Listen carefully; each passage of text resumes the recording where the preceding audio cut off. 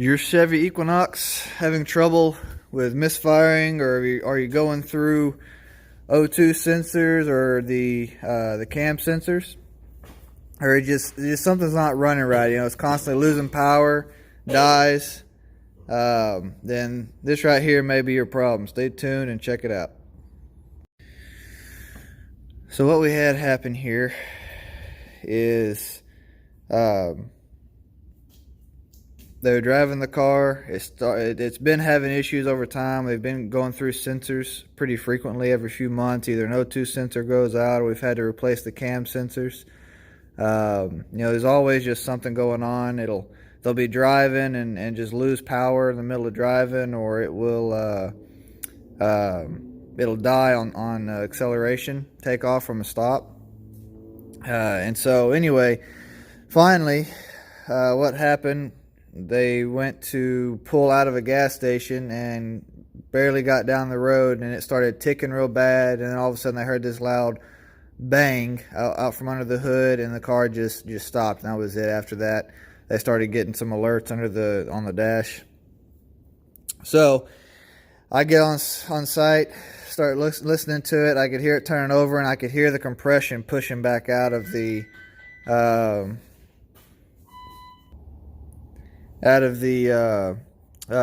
intake.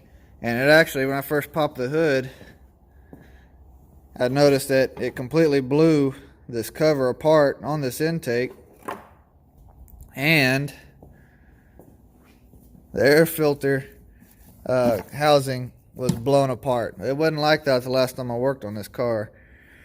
So what that told me is it had a major backfire. Something just wasn't firing right. It backfired into the intake and blew all the plastic apart, trying to relieve the pressure. So just stopped right there. We loaded the car up, got it to my shop.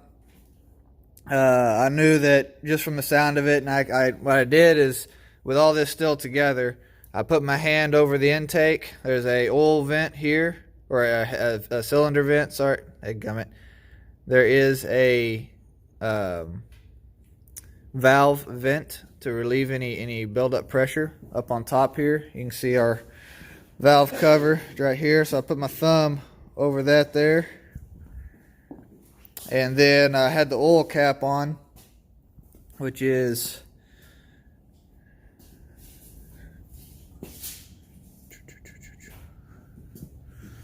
right there, which is right here. So I had the oil cap on, so it was sealed up, and what I could do is every time they'd turn the car over, I could feel pressure pushing against my hand on all those points when I was trying to cover it up. But you shouldn't feel that upon trying to crank it. So I knew we were bleeding by somewhere on a valve. Anyway, pulled the valve cover off. There's a number of bolts. You can see them there. There's 1, 2, 3, 4. There's 5, 6, 7, 8, 9, 10, and 11 right here, or 12 is the last one. You take those off. There's 2 gaskets. There's an outer gasket, and there's this inner one around where the plugs go.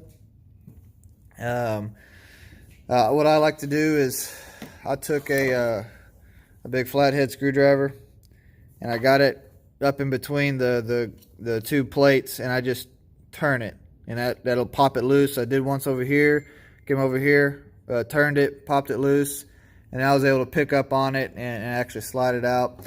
You want to be very careful, because it did end up breaking on me trying to do this. There is a vacuum line that comes through right here. This vacuum line is very easy to break, so I'm going to have to repair that once I get it all back together. Anyway, once I got inside under the valve cover, I started seeing all these immediately. These are your rocker arms for your valves. They were just, many of them were in pieces. You can see just all the different pieces laying out here. Only a few of them were actually still intact and still good. Several of them that were still intact still had the roller that is cracked. You can see that crack there on top. So anyway, that immediately stood out to me. So I knew that was problem number 1. And then I got to looking deeper, and I found that several of these lifters were stuck down inside the well, weren't really wanting to come up. And I'm not going to pretend to be an expert on these, and so I did talk to one of the guys from a local supplier about it, and he was saying that one of the things that tends to happen with these, and it's all comes back to proper oil treatment, is these can collapse internally. The lifters can, and they'll stop working properly, which can give you a lot of slack in your rocker arm. And when your rocker arm gets slack in it, it'll cause it to fail, because that lifter is what keeps tension up against that rocker on your cams to make sure that it actually actuates the valve properly at the right time. So anyway, what we're going to do is, so this has been causing a lot of her misfire issues. It's been causing all of her acceleration issues, and just us burning through sensors so frequently is, it doesn't have a proper burn on the actual block. And so it's just a number of issues all stemming from these rockers and these lifters going out. And again, I know that oil treatment has been an issue over time, and so the that's a huge thing that's going to cause these to go out in the first place, is just not keeping up with real good oil changes. This car has a little over 200,000 miles on it total. This particular one is a 2012. It's got the 2.4 4-cylinder, sorry. Anyway, we'll finish getting her back together and see how she does. So, to pull these out, these lifters, you can just get your fingers in there. You can see that's how they sit in there. You can get your fingers in there and kind of pick up on them and move them around, but it's kind of a pain. And you can get some real small needle nose, and that may make it easier. I don't know if they actually make a tool for this or not, to be honest. But one thing I found, just take a little magnet hex head. This is a 5/16 nut driver, and that fits perfect right over that nipple. And then pulling them out and putting them back in works pretty good that way. Just get it started in there, break the magnet loose. You can take your finger and just push it in the rest of the way after that, and you're good to go. One of the things I want to point out is you can see the difference between the new and the old. And one of the things I was worried about when I was first looking at them is it looked like these old ones had a lot of wear on this top of this nipple. And you can actually see that in the physical height. When you set them up side by side, this one is considerably shorter, not in a good way. So that's going to also allow a lot of extra slack in your rocker arms because of the wear down in height. Not to mention, that's why I don't want to try to reuse the rockers that look good, is because that head sits down inside that cavity, and I don't want that to be wore down to cause any slack. And another thing I noticed is right there, that's where it sits on top of the actual valve stem. Most of these I've wore down almost completely flat across there. Well, these new ones we have actually have a beveled edge on them. So that's gonna, again, that's just another area to create slack. So we got multiple points getting worn, creating a lot of slack throughout the motor, and that's going to really hurt us. Now, one of the things I want to point out to you, and I had to do this to get them out, is you can see that the shaft here, it's got the ears are sticking out in a way to where we can get down to the lifters, but some of these are going to line up to where you can't get to it. That's not a problem. What you're going to want to do is get out what you can, and then put back what you can, and then just have somebody turn the car over just real quick, just a quick bump it and right back off, and that'll rotate those ears back out of the way where you can get to them without affecting the rest of the car. And it's obviously not going to crank at this point either. So go ahead. Good. All right, so still right in a little bit in the way. Try it one more time. Perfect. So now we can actually get in there and hit those points. So I'll get my magnet out, we'll slide them in there and get them in the rest of the way. So here's your rocker arm. Again, your lifter goes in here. This sits on top of your valve stem. And you want to make sure when you're putting them in that they're going to sit in just like so. You want to try to catch the ones that the shaft's not going to get in the way. But what I've been doing is I come in here, I get it up on that lifter first, and then it just falls in place on top of the valve right there. And just once it's there, make sure it's seated all the way and you're good to go. So once you get everything back in, this is how it should look. Go ahead and turn it over. You want to see it? And you'll see it all actuate. So that's a good noise. Those lifters, I got these through O'Reilly's. They're a JB7524, and then the rocker arms are MR1340. Through O'Reilly's, I was able to get this whole set, the lifters and the arms, and they were able to bring it in overnight from the warehouse. And it was right at about $500. I called and checked with the dealership just to see what their cost would be, and it was roughly $1,500 for everything.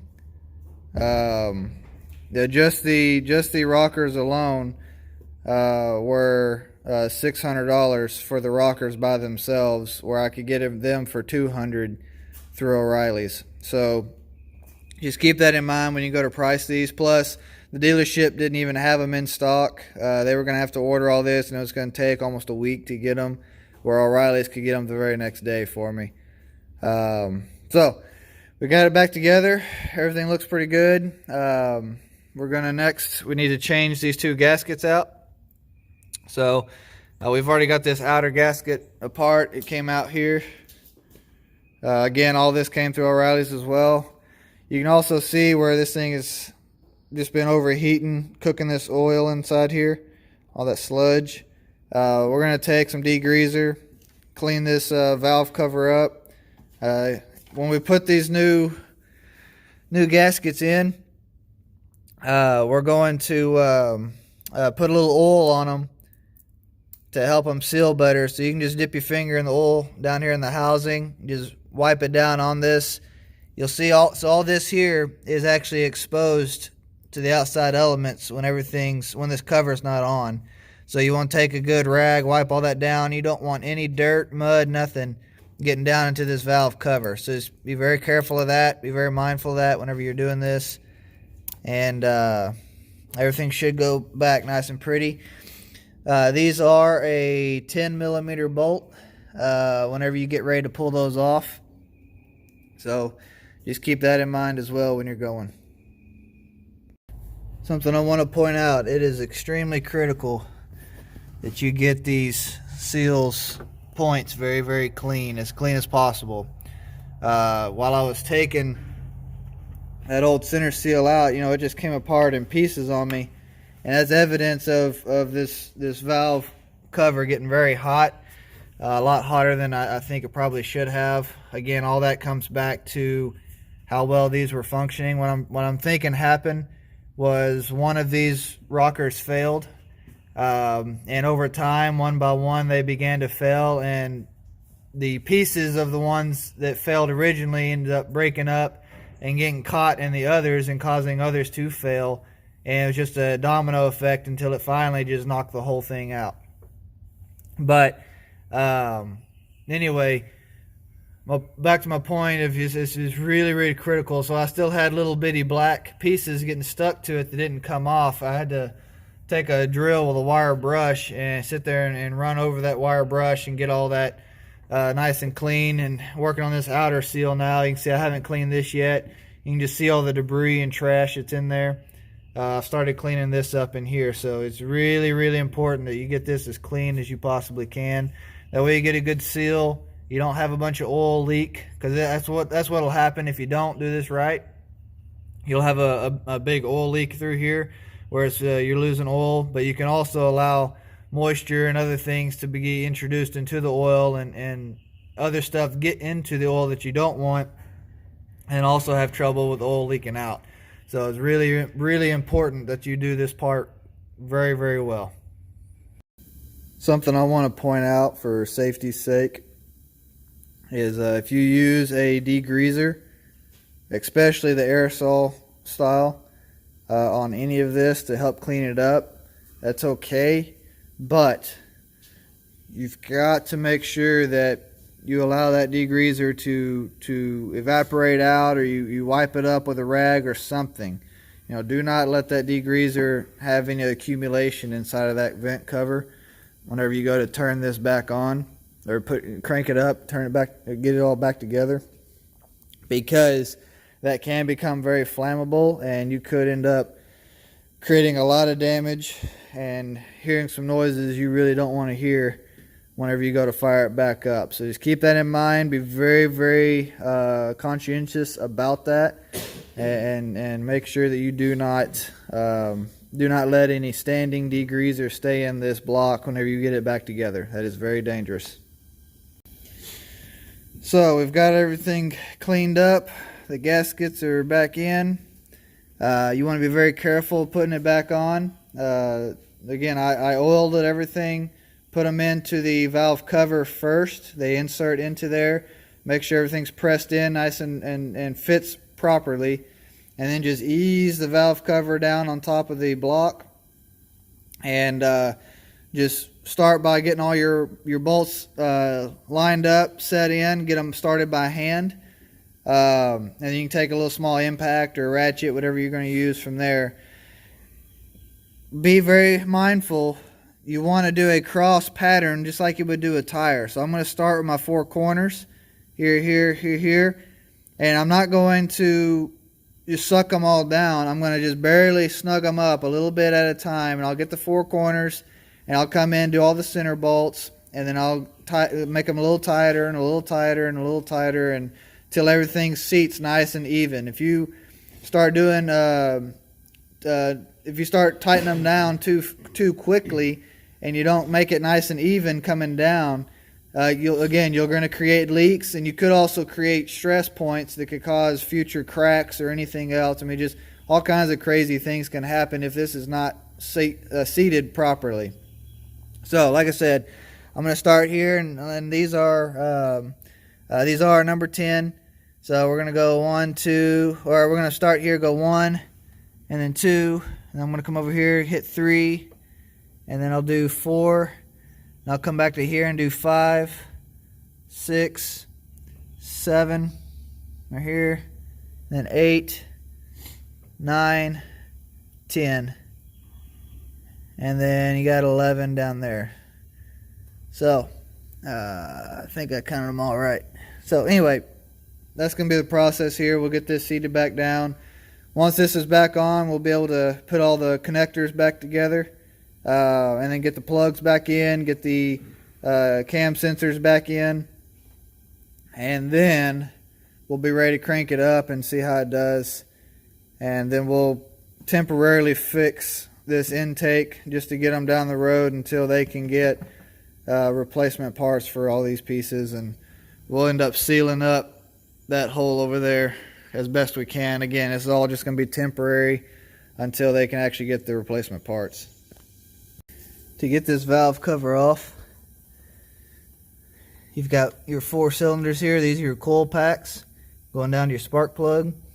These are a number 10 bolt head, and then once you get the bolt out, these just pull straight up, just like so, and they go back in the same way. Put your bolt in.